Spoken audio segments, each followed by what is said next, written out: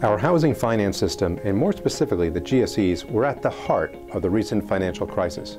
So now, rather than seeking wholesale reforms of these institutions, it appears as if the Obama administration is doubling down on the same policies that led to the crisis.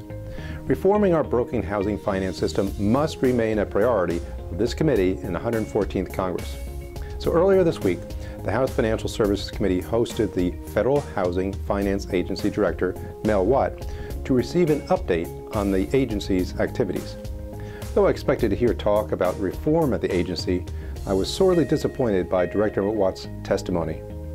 Director Watt has, unfortunately, been taking actions that will make it more difficult to reform our nation's broken housing finance system and finally end the bailouts of Fannie Mae and Freddie Mac.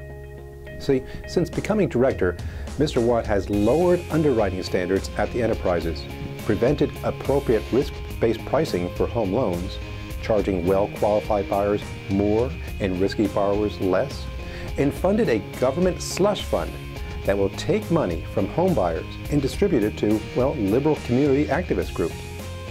Many of you have probably heard the old saying, those that don't learn from history are doomed to repeat it.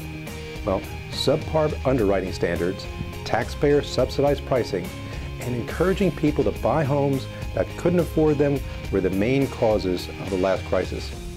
So I'm imploring President Obama and Director Watt not to let their actions lead to the next one.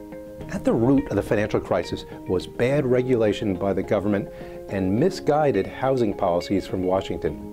So we must reform our nation's housing finance system and protect the taxpayers and end the billion-dollar bailouts once and for all.